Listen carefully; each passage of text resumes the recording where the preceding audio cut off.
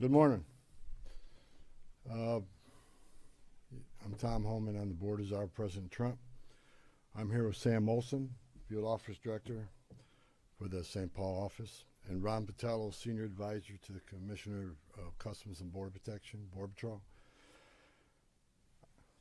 Us three guys got just shy of 100 years in law enforcement, immigration enforcement. I worked with Ron 30 years ago in Dallas, Texas. He's been with the Border Patrol's entire career.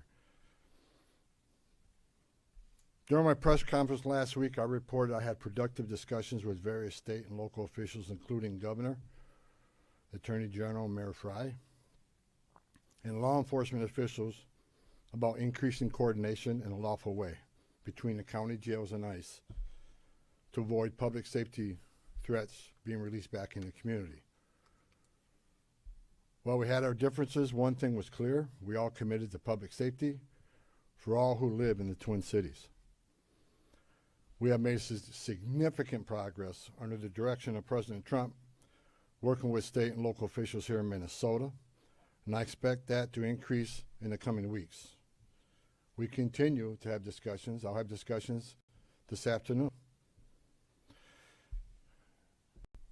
We currently have an unprecedented number of counties communicating with us now and allowing ICE to take custody of illegal aliens before they hit the streets. Unprecedented cooperation. And I'll say it again. This is efficient, requires only 1 or 2 officers to assume custody of a criminal alien target rather than 8 or 10 officers going into the community and arresting that public safety threat. This frees up more officers to arrest or remove criminal aliens. More officers taking custody of criminal aliens directly from the jails means less officers on the street doing criminal operations. This is smart law enforcement, not less law enforcement. It's safer for the community, safer for the officers, and safer for the alien.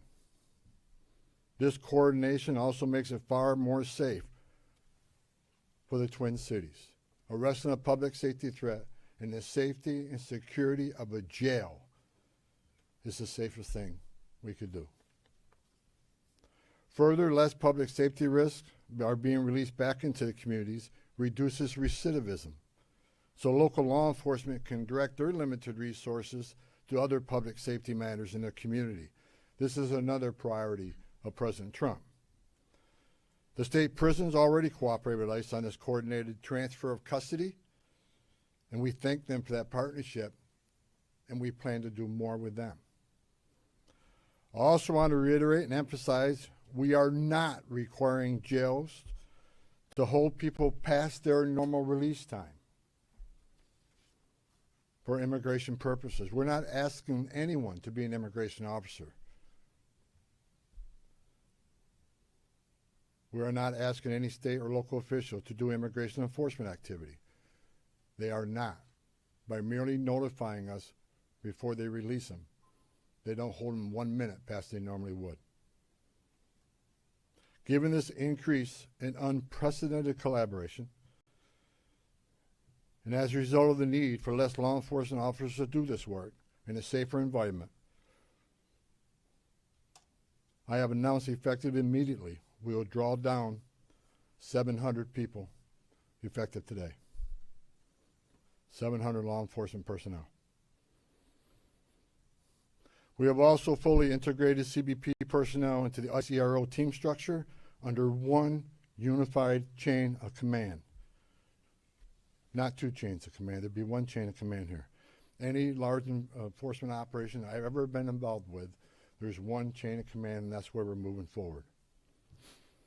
During my press conference last week, I announced that moving forward, ICE will be conducting targeted immigration enforcement operations, like ICE has traditionally done for decades, based on reasonable suspicion to question and detain. ICE will conduct these operations and transnational criminal organization investigations with a focus on national security and public safety. I want to be clear. Just because you prioritize public safety threats don't mean we forget about everybody else. We will continue to enforce the immigration laws in this country. To help execute this, we have developed and implemented a multi-agency surge task force with an operational framework that clarifies lines of effort, integrated enforcement, investigative and special response efforts.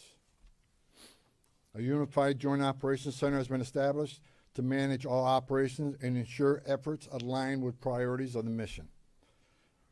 This reorganization also enables ICE to leverage joint intelligence capabilities to effectively target threats, as well as to reduce the overall personnel footprint and enhance public safety and confidence in the agency's capabilities and presence here. I've also ensured that officials from legal internal affairs offices remain on the ground as long as this operation continues.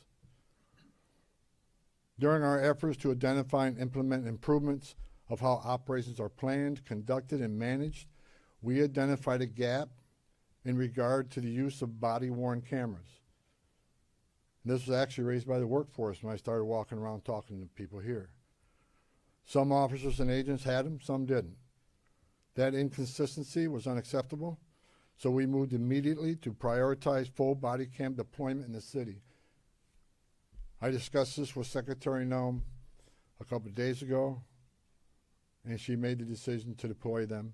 The plan is to deploy them nationwide, but it's a priority for the city right now. There's actually $20 million in the spending bill to further fund the deployment of body cameras. The President is supportive of this decision because we have nothing to hide. We want to be fully transparent in what we do. The American people seek and deserve professional and trustworthy law enforcement, and I and the President expect that any misconduct will not be tolerated and will be swiftly addressed. The integration, structuring, and resources we have implemented will help ensure accountability and that targeted enforcement operations have a focus on national security threats and public safety threats, and they are conducted effectively, safely, and appropriately. Again, this is smarter enforcement, not less enforcement. For those who are not a national security threat or public safety risk, you are not exempt from immigration enforcement actions. If you're in the country illegally, you are not off the table.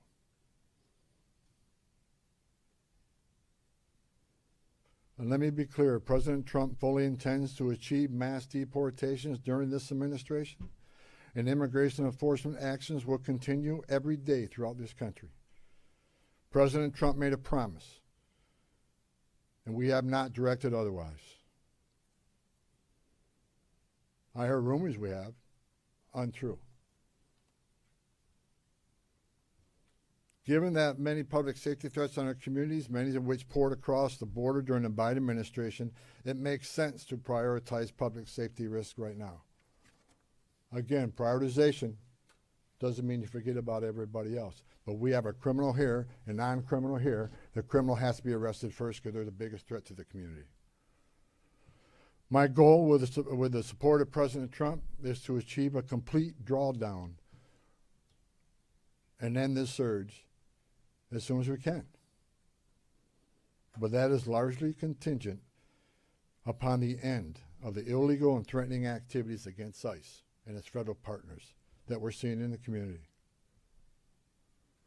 We will not draw down on personnel providing security for our officers. I will not let our officers be put at risk. So we will not draw down on personnel providing security and responding to hostile incidents until we see a change in what's happening with the lawlessness of the impeding and interfering and assaulting of ICE and Border Patrol officers.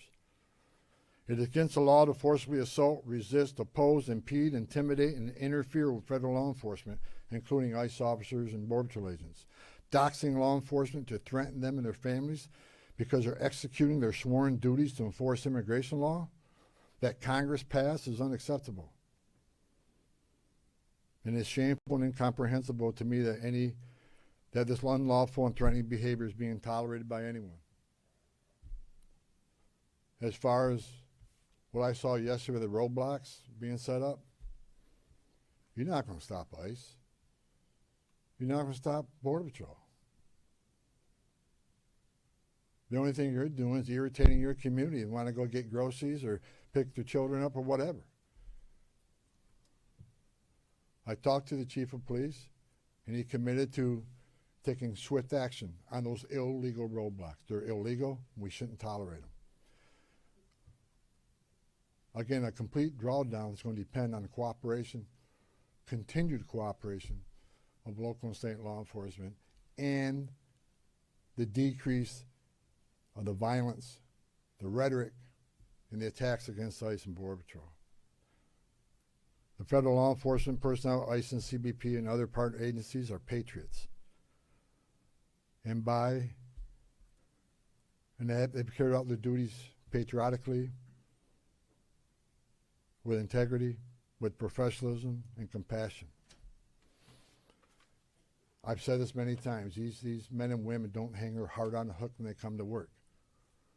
President Trump and I strongly stand with them in the critical work they do to prevent harmful or otherwise dangerous people from entering or remaining in this country. As part of the surge operation here, numerous criminal aliens have already been arrested. We've arrested 14 people who had homicide convictions, 139 people with sex-related offenses, 28 gang members.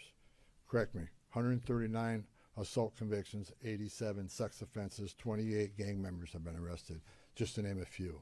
We're taking a lot of bad people off the street. Everybody should be grateful to that. Who in their right mind would want these dangerous criminals walking around their communities? Everyone has a constitutional right to peacefully protest. President Trump and I, we completely support that. At the same time, professional law enforcement officers should and need to be able to perform their sworn duties without being harassed, impeded, or assaulted. I want anyone to report instances of alleged misconduct or wrongdoing. There's a way to report that. The Trump administration is taking violations of 18 U.S.C. 111, which is assaulting, impeding, interfering. We're taking that seriously. If you violate the law, you will be federally prosecuted. In the past month, 158 people have been arrested for violation of 111. 85 cases have been already accepted for prosecutions. The rest remain pending. We've had 9 indictments of those who raided the church, and additional cases are being worked. Additionally, I've been saying this for almost a year now.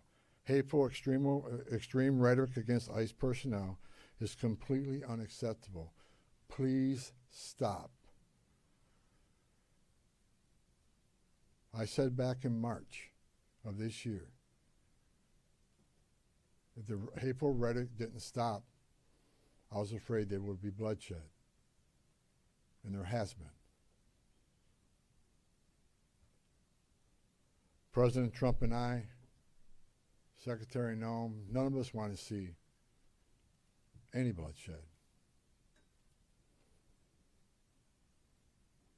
It is no doubt encouraging and inciting certain people to violate the law, wanting to harm, and actually harm law enforcement, and their families, is unacceptable.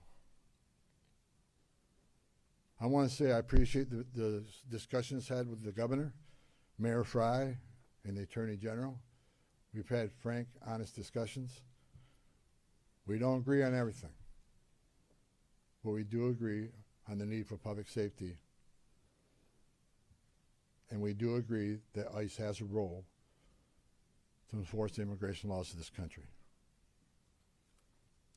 I would implore the governor and the AG and the mayor and other political officials to urge in the most strong and urgent way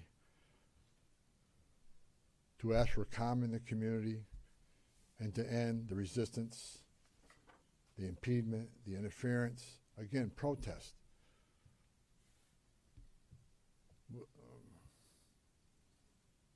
But stop impeding, stop interfering, stop violating the law, because we will arrest you. In closing, President Trump and I would like to thank the men and women of ICE, Border Patrol and other federal agencies on the ground here, for your dedication to the oath you swore to enforce the federal laws and promote public safety through the work you do. That hasn't been easy. I know the sacrifices you made. I know the sacrifices your families make.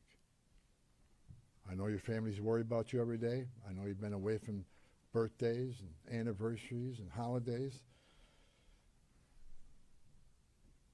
I appreciate every one of you. I wore that green uniform. I love the United States Border Patrol. I was an ICE agent. I know the job you have. I know the tragedies you've seen.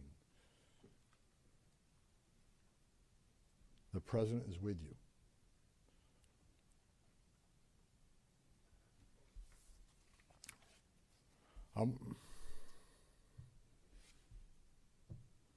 Again, I want to thank Governor Walz, Attorney General, and Mayor for the candid, insightful, productive discussions we had. Again, I'm not saying we agree on everything, but I think we all already accomplished great things in Minnesota. I am optimistic we will achieve even more in the coming days to make this city safer.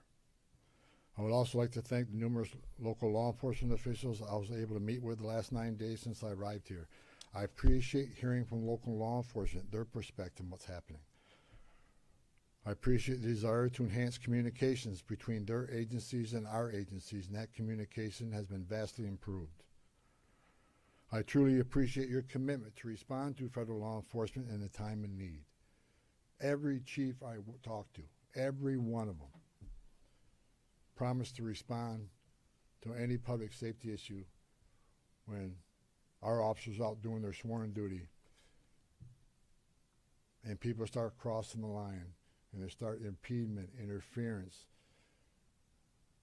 Every police chief has committed to doing their job and enforce public safety. We talked to a lot of sheriffs throughout the nation. We have unprecedented cooperation. I've yet to talk to a sheriff that said no. There's still more sheriffs we are in discussions with and talking to, but I have not heard no. I think they want to do the right things for the communities too. Lastly, I'd like to thank President Trump for his steadfast leadership and commitment to law enforcement, public safety, and prosperity. I've said this many times. I've worked for 6 presidents and 10 administrations.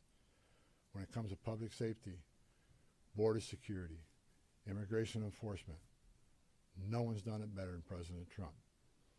His success is unprecedented. Later on today, Secretary Noem is having a press conference on our southern border, the most secure border in the history of this nation, because of the leadership of President Trump and the men and women over there wearing a green uniform. Most secure border in the history of this country, which means less children are dying making that journey, less women and children are being sex trafficked, less fentanyl getting this country to kill our young people, less known suspected terrorists being released in this country. The most secure border in a lifetime gives us the strongest national security we've seen. You can't have strong national security without strong border security. I wish I could be at that press conference, but the president has called me here.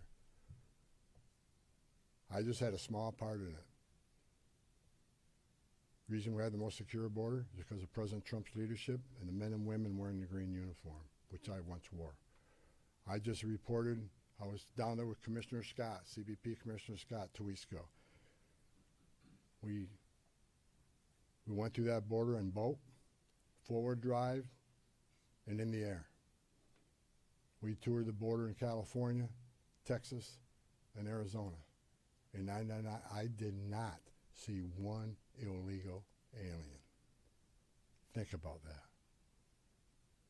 The last 9 months, no one's been released from that border. The most secure border in history of this nation. So God bless the men and women of the Border Patrol. God bless President Trump for his leadership. And God bless the United States of America. And I'll take questions. Sir, you said that you're getting unprecedented cooperation. Where's that coming from? Is it coming from the sheriffs? Have you signed agreements with them? Or have it been in Ramsey County part of that? And the 700 officers leaving Minnesota, are they Customs and Border Patrol or ICE or? There's a mix, but that number is based on, number one, the cooperation again, rather than having whole teams out looking for a criminal alien who was just released. Now we have one agent at that jail picking that person up. That and the operation has been successful on a number of arrests, so the target list is reducing.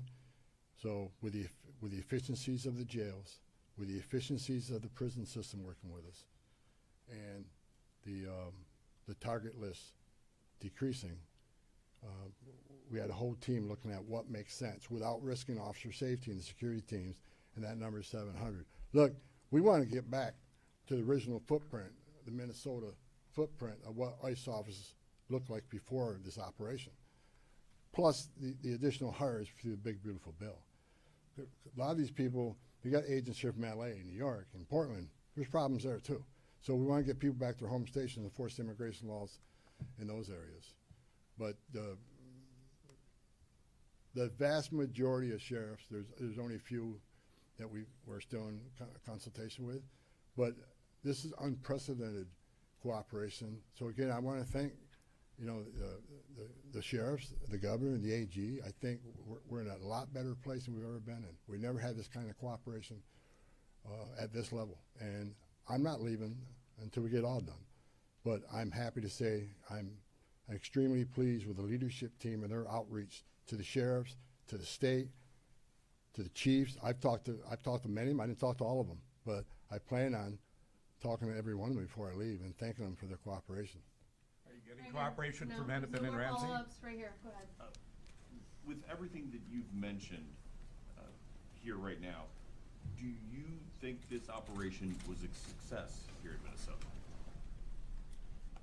Yeah, I think I just listed a bunch of people we took off the streets of the Twin Cities. So I think it was very effective as far as public safety goes. Was it a perfect operation? No. No. And I just told you, we created one unified chain of command, make sure everybody's on the same page, make sure we're deconflicting targets, and making sure we follow the rules. And I'm not saying anybody, you know, I don't think anybody purposely didn't do something they should have done. I'm saying that I brought a different set of eyes on this. I've done this for a long time. We made this operation more streamlined, and we established a unified chain of command, so everybody knows what everybody's is doing. And not that it wasn't occurring before, but we approved upon that. So in target enforcement operations, we go out there. There needs to be a plan, and I want to make sure everybody has a plan. But I'm not going to sit here and point a finger at anybody that they failed. It was a great operation. We took a lot of public safety threats off the street. Right here. Can I ask a quick numerical, just clarification, and then get to my main question, please? So 700 leaving effective immediately. How many will that leave here once that group is out? Right around 2,000. And what is the pre-operation footprint? Well, 150. 150. 150 is normal. Well, we got to remember now. We got special agents on detail here doing the fraud investigation. They're not going anywhere. They're going to finish their job. I'm talking about immigration enforcement efforts.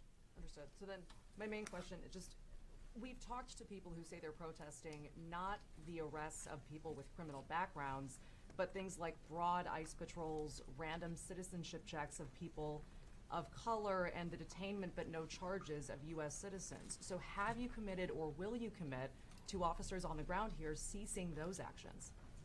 What I have made clear, we're doing targeted enforcement operation. When we leave this building, we know who we're looking for, where we're most likely to find them, what their immigration record is, what their criminal record is. But as we continue to be forced in the communities, when we go to arrest that criminal target, if we find an illegal alien there, they're coming. We're not going to turn a blind eye to illegal immigration. That's why this partnership and this coordination is so important. We'd much rather work in the safety and security of jail. Look, I go to bed every night wondering if every one of our officers go home safely. I also am concerned that every person we're looking for is taken into custody safely. The best way to do that is to have a target enforcement operation and well-planned operation. That's the way we've done it for decades. So should we expect to see no more of that? Pardon me? Should we expect to see no more of those citizenship checks. I have or directed target enforcement operations, and we'll hold our officers to the highest standards. These are professionals. Again, you know, I wish every one of you would put that gun on your hip, put that Kevlar vest on, and go out there and put up what they put up with. Considering the hate, the rhetoric, the attacks, I think they performed remarkably, and I'm proud of them. We came here, President Trump sent me here. I didn't ask to come here. President Trump sent me here to help de-escalate what was going on. We're not surrendering our mission. We're not walking away from our mission. We're just making this more effective and more smart. This is smart law enforcement. Smart law enforcement makes it safer. Realistically, how much work is there left to do here? And with this unprecedented cooperation, how long could this take, best case scenario in your eyes, to get the job done? Look, I said it. We want to get out. We want to get back to the normal operational footprint here, but that depends on the people out there putting up illegal roadblocks. That depends on people that want to intimidate and interfere and put hands on ICE officers. Tone down the rhetoric. Stop violating the law and impeding and interfering with us, and they'll draw down be quicker.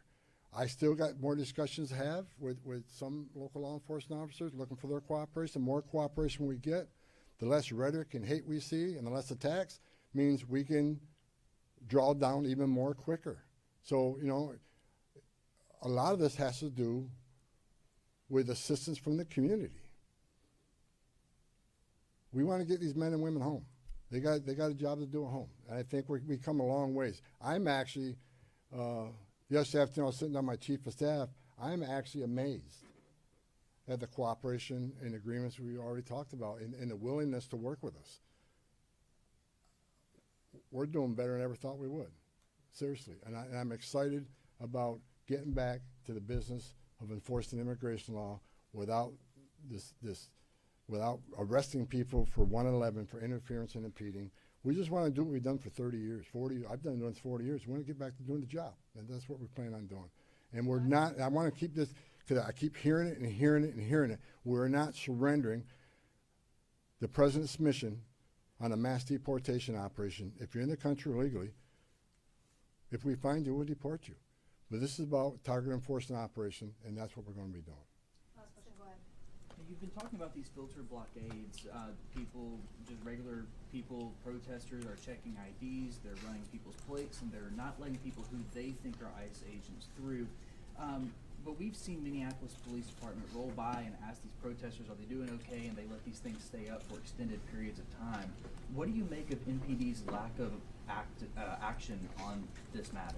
When I was away to wear the roadblocks yesterday, I called the chief of police, and he went and disbanded them after I got off the phone with him. He has promised to take enforcement action. It's illegal. You can't do that. And again, a message to those folks, what are you doing? You really think you're going to stop an ICE and CBP from doing the job? It's a joke. Only people you're hurting is your own community who wants to go and get groceries, pick up the dry cleaning, or go to work, whatever. You're just hindering them. Stop.